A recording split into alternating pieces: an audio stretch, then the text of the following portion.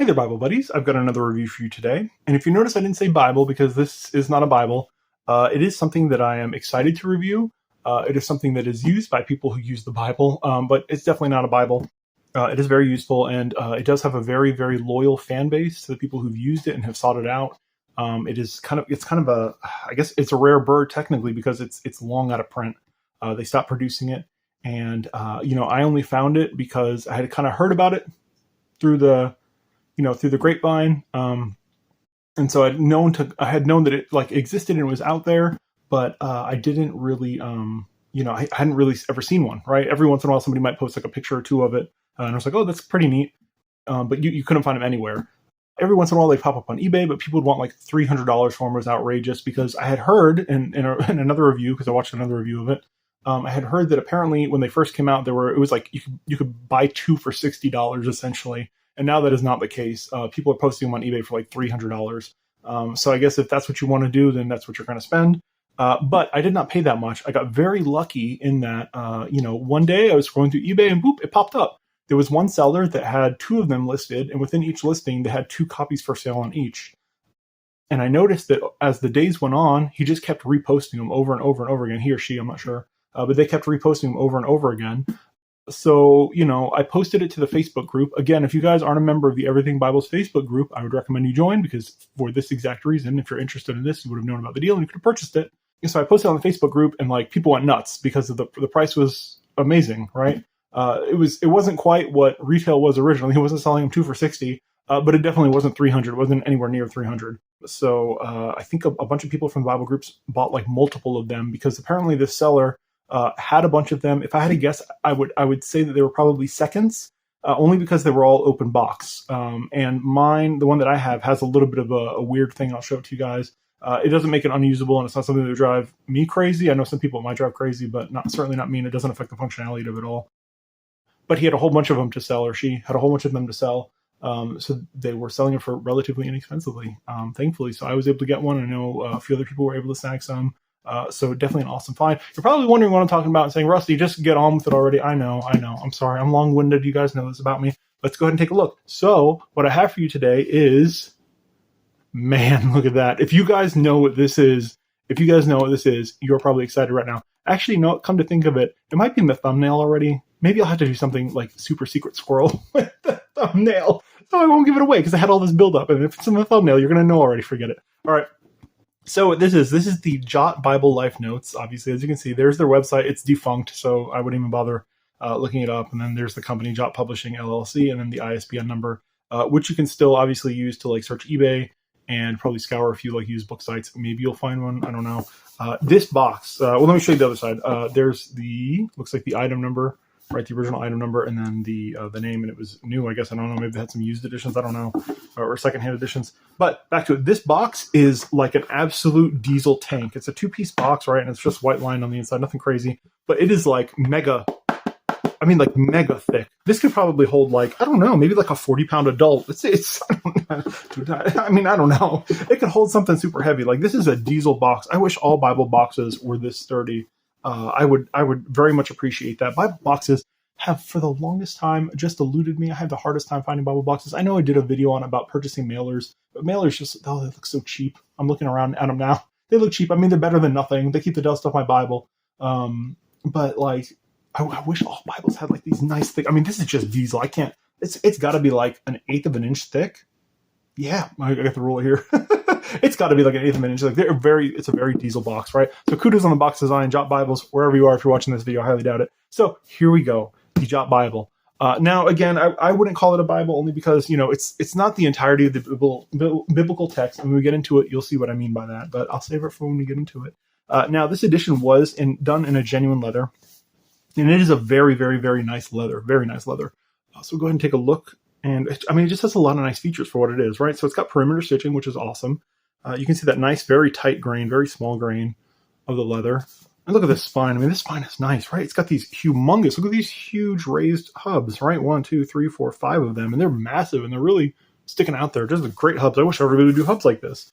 JOT Notes really had it like on the money. And especially for $60 for this. That's what blows me out of the water. $60. 2 for $60. Like, it's insane, right? But it does say JOT Bible Life-Notes. I wish I would have formatted this a little fancier. This is kind of odd with the bullet point there, and then, I don't know. And then you have JOT Publishing, LLC. I would have very gladly done a logo for them in exchange for a free copy of this back in the day. But I don't know. Maybe I wasn't designing back then. No, I was, but yeah, either way. So we have marked genuine leather, right? And there's your ISBN number, and then all the same features as the front. Very clean presentation, with the exception of the 2 stamps, but still overall very clean. You can see, man, these exterior details are just great. There's black head and tail bands. Then we have 3 double-sided satin ribbons, and it's like a dark navy blue, kind of a scarlet, and a black. There's an extremely nice gold gilt. Look at that, so shiny. You can see my camera or my phone, whatever you want to call it. But a very well done gilt. Now, again, these were open box, so I'm not really too sure. You can see that there's like a very light scratch here and like some little nicks and marks and things. I'm just assuming that's part of the deal. But for the price they were selling them for, yeah, it was awesome. I'm okay with a couple of little nicks. Now, this is an interesting thing. I try to point things out as I see them in my Bible reviews, so it would behoove you to watch all of my Bible reviews because you'll get a little schooling from time to time. But this is super interesting, right? You see this kind of like waviness. This has to do really with no fault of anyone's. This has to do with how the paper is cut. So if you cut the pages, if you like lay out the printed pages a certain direction on the roll, right? When they print off these Bibles like this, they're printing off of a humongous roll. Right, so it's like, imagine like a giant toilet paper roll. It's kind of what it's like. So they pull out the sheet of paper, right? And depending on how you have the spread oriented, like you can either put it this way or you can put it that way and stack them up more.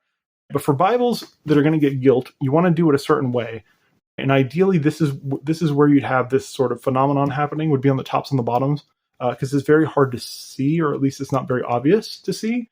But if you rotate the paper and print it the other direction, what happens is you end up having that weird kind of warpiness going this way. And it just has to do with the grain of the paper. So it's very evident here, and it just kind of depends on the Bible. Sometimes it's very evident like this, sometimes not so much. So I don't mind it. I think it looks cool, but I know it frustrates a lot of people when you have that effect coming here, and that's the reason why it would be here. So let's go ahead and take a look at the inside.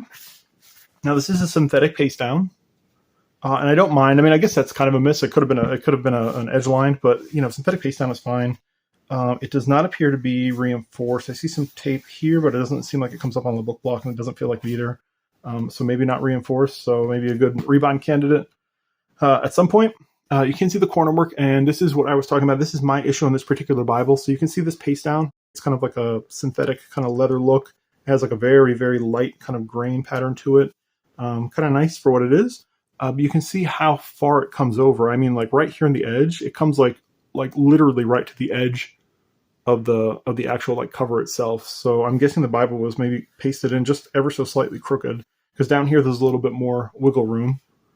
You can see that's like a standard amount there, but then up here it's very tight. So that's the only thing that was really wrong with mine, and I'm okay with it. Again, considering the price, and it doesn't overhang, and even if it did, I'd probably just trim it down because I'm not scared of doing that kind of stuff. I ain't scared. So on the back, more the same. You can see the nice corner work there. And look how nice this pleated corner is. And this is leather. How come we don't get pleated corners like this in every edition? This should be everywhere. All right. So yeah, let's get into it. You can see what makes this so special. I'm not going to untuck the ribbons only because we're not going to have to go through the whole thing, and you'll see why here in a second. So, opened up. You got a nice like parchment look there. I love that. Looks very nice. Got a very thick sheet there, blank. Weirdly, you have an even thicker sheet there, blank. 2, 3 of those very, very thick sheets. Really thick sheets, goodness. And you have your title page, your presentation page. Almost looks like a title page, right? So these JOT Bible Life-Notes belong to, and very nice presentation page there. I'm not a super fan when it's like very specific like this, but in this instance, I am. Again, just because of the nature of this specific book. So normally on a Bible, I would just prefer like a bunch of blank lines and then nothing, no presented to, no to and from, none of that. Just some blank lines is enough for me. But given again the nature of this, it makes sense. So let's flip. We have our title page, JOT Bible Life-Notes by JOT Publishing, LLC. We have our copyright page. Go ahead and show you.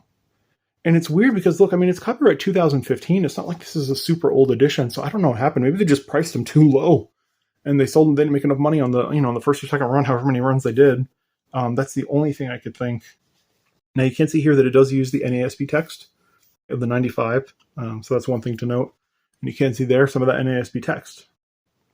a quote from Chronicles. And if you're paying attention, you can already see what is so special about this. So take a look at this. Here's Genesis 1.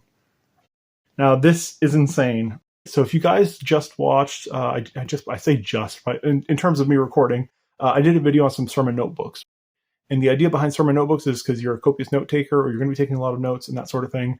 And me personally, I don't want to carry around 15, 20 notebooks with all kinds of different information. I'd rather have one notebook with like 800 or 1200 pages in it and just put it all in there. It's easier to keep tabs on all that stuff instead of having 15 or 20 different little notebooks running around. No, sermon notebooks are all right. They do okay.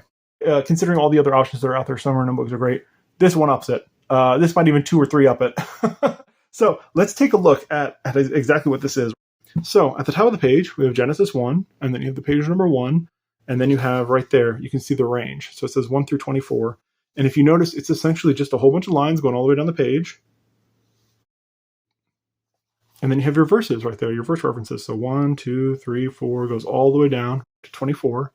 And essentially what it is you get 2 lines per verse. So if as you're reading in a concurrent Bible, right, you have your real Bible next to you, you read, you want to take notes, instead of writing in a Bible, instead of writing in a sermon notebook, instead of writing in one of 50 tiny notebooks or whatever, journals, whatever you want to call it, you would just write it here and you would just do your reference. So you're writing in Genesis and you say you want to go to, you're reading, I don't know, Genesis 21 verse 10. You'll flip to Genesis 21 verse 10 and you'll write down 2 lines of, two lines of space there to take any notes you want on that verse accordingly. And obviously, you can have some overflow. I mean, I personally would probably have more than 2 lines of notes for Genesis 1. So what they do in that instance, and let's see if I can get to the end of Genesis here and I'll show you. So here you have the end of Genesis, Genesis 50. And this is kind of a bad example, sadly. But normally, say Genesis 50 ended like here, halfway through the page. It would give you the same 2 lines for everything, but then the whole rest of the bottom page would be empty. So you'd have blank space there at the end of Genesis 50. But then what they do with every single book is they give you, you can kind of see it here. So here's Genesis 50, and they give you just a very small run there of some blank space. But what they do at the end of every book is they give you extra note space. So this says Genesis extra notes, and it just gives you a whole bunch of lined notes, or a whole bunch of like lined pages. Not a whole bunch, but it gives you a few line pages here. So you have 1, 2, 3, 4. 1, 2, 3. Yeah, 4. So you get 4 pages of just blank line notes for additional notes for Genesis. So say if you did have a copious amount of notes for Genesis 1, you could just come back here and do, Genesis 1 and write your chunky block of notes for Genesis 1. So, I mean, there's definitely enough room. I feel like you'd probably have to be okay with, pointing to other portions of it, like, hey, turn to the end, or, more, if you know you're not going to take so many, notes on Genesis, 47, you would say, hey, maybe turn to Genesis 47 for additional notes, and then that sort of thing. There's different ways to go around it, certainly. But it's just a tremendous amount of room for notes. So if you are a copious note taker, I would definitely, recommend getting one of these.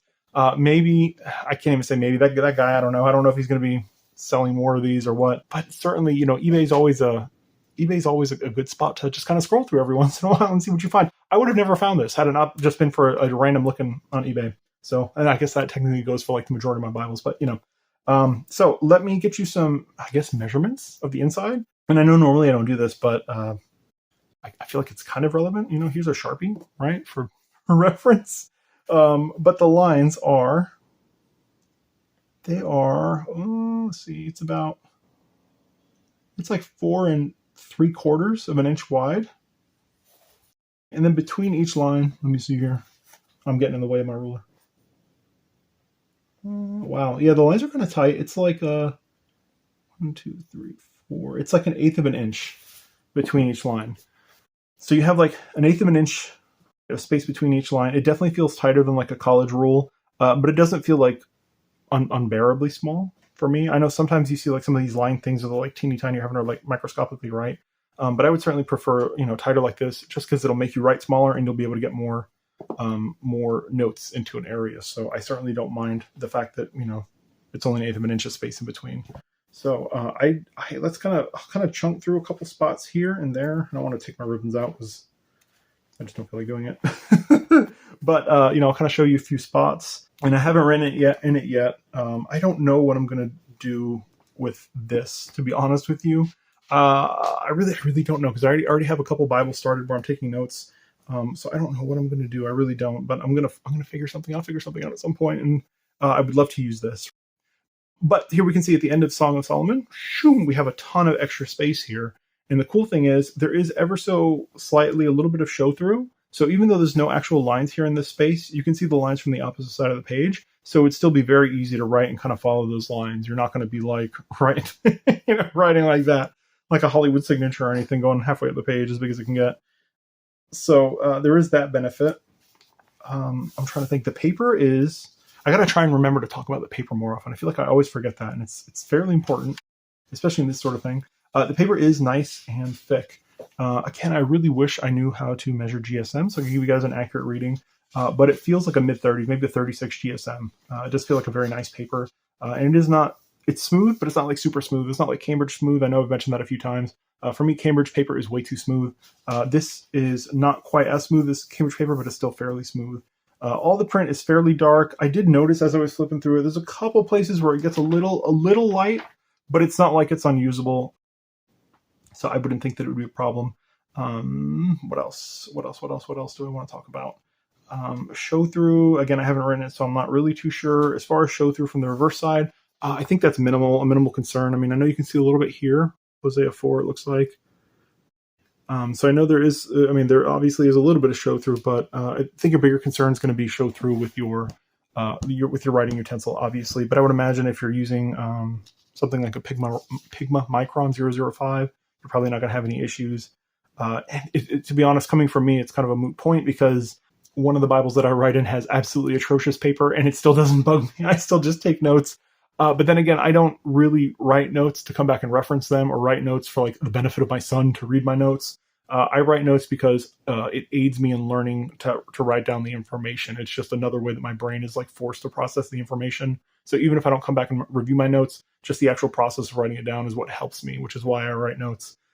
So I don't know. I might use it. I would love to use it. I think it's a very interesting way of just approaching this. I think it's a super great way. I really wish that somebody would even produce one of like this same exact thing, just without the verse numbers and without nothing, just like lined paper would be absolutely excellent.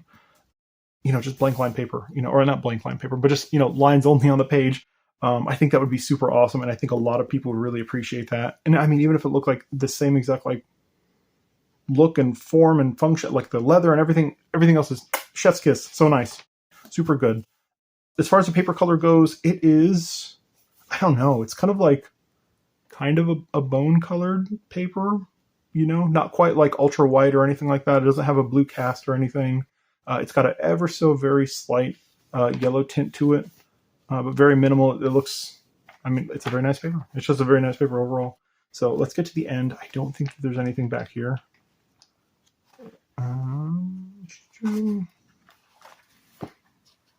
So yeah, here's Revelation extra notes. And then we have some more verses back here from the NASB 95, my personal favorite translation. Wink, wink, nudge, nudge. Some more verses on the back side of that. And then you just have some more of those very thick sheets. And these would probably be good if you have to get this rebound. I would imagine with a lot of use, you probably would want to get this rebound. And this would be probably one of the few things that like I would get rebound if I was using it a bunch and the leather cover got really torn up. I probably would be tempted to get it rebound, only because if I ever do write in this, hopefully I will get a chance to write in it, God willing.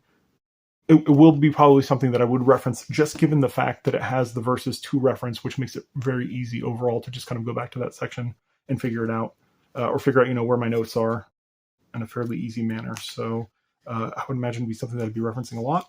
I did want to show you the overall page count. I think that might have been it. Okay. So overall page count, you have 1,622 pages for notes. I don't think that there's anything on the market that even comes close to that. The two sermon notebooks I did recently, I think have it's either 800 or 1,200, and it might vary from notebook to notebook. But this still has 400 pages on top of those, and this paper is much better than those two sermon notebooks. Granted, the sermon notebooks are way thinner and smaller than this. This is a very, very big boy Bible.